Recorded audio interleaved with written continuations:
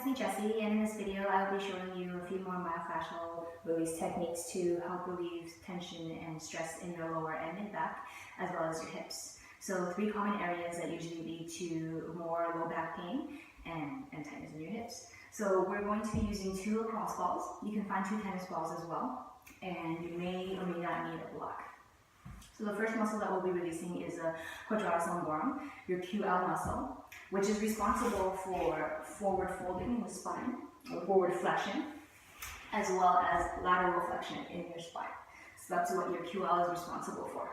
Okay, so to find it, you're just going to place your 4 fingers in front and then the thumb at the back, somewhere along the mid back, right around there. And if you just sway side to side, you'll feel the muscles engage and disengage a bit. Okay, so your QL is right along here. Not on your spine, but just the outside of, just a little deeper than your spinal erectors. So we're going to take your 2 balls and place them underneath the QL where you just found them. Make sure it's not on your spine or your bony part, okay? You'll know if you're on the bone. You're going to let your body sink and melt into the balls. You can feel free to lift the hips up a little bit to get a little deeper in there. And when you have the spot, you can linger here for about 30 to 60 seconds. Or you can drop your bum down and start to rock side to side and get a little deeper into the QL. It helps because to get into the QL, if someone were to use their hands, they would have to come in a little bit at an angle as opposed to head on. So you can rock side to side, or if you want to increase the intensity even more, maybe just do one side at a time and bring up the leg, and that will open up the QL a little bit more and get you a little deeper in there. You can sense the intensity of this in my voice.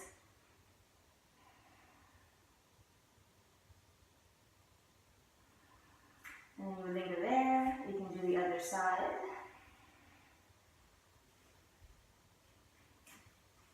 And bring it right in.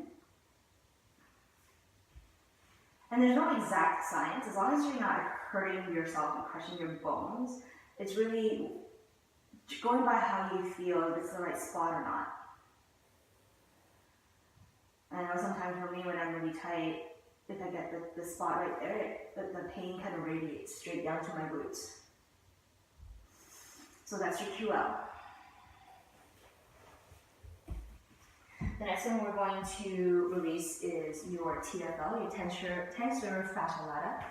So it is between your hip bone here, your ASIS, and your greater trochanter, which is that bony prominence right at the top of your femur bone, your thigh. Okay, so this area right here, that's your TFL. Okay, and again, it's also responsible for a lot of walking and running.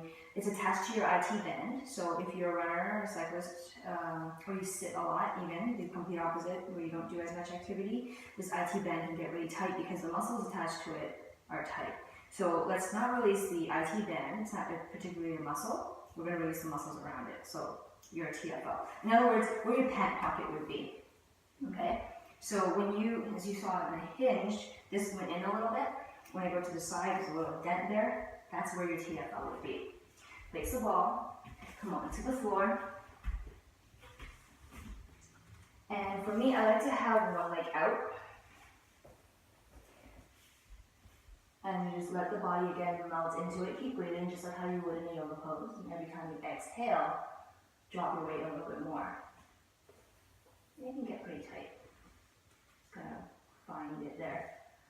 And if you really want to make yourself comfortable while you're here, you can rest or relax like this. Just hang out. So that's your TFL right there.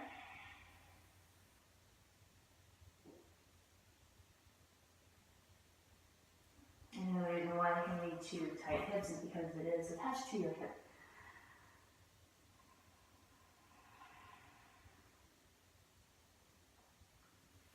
And then once you're done there, again spending 30 to 60 seconds. Sometimes, and I've done it before, you can spend 5 to 10 minutes. So do this while you're watching TV. Okay? After you've done that, the third one we're going to release is your glute medius. So your one part of your bum, which is right here on the side, kind of like your hip. To find that muscle, we're going to stand on one leg and lean over to this leg, and you're going to notice that this muscle activates. If you don't, it kind of turns off.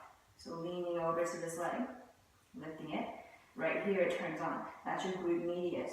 So again, face the wall right there, and you can come onto your side.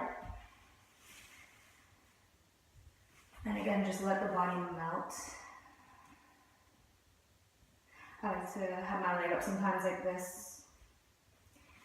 If you're brave enough, you can lay down on it.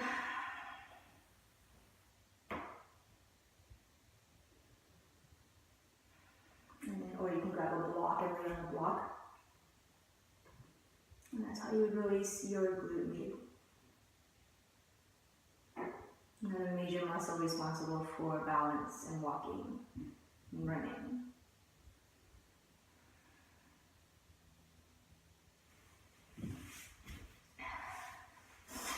So I didn't hold these poses for that long for the purpose of the video, but please feel free to hold them longer and make sure you do the other side.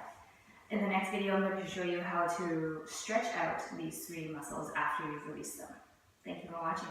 Hi everyone, it's me Jessie. I hope you found this video helpful. Please like, comment, and share it. And you can follow me on Instagram at @LamJessFit. And you can also download my free newsletter to get free menu plans, workouts, and stretches at my website, www.jessielamfitness.com. I'll see you in the next video.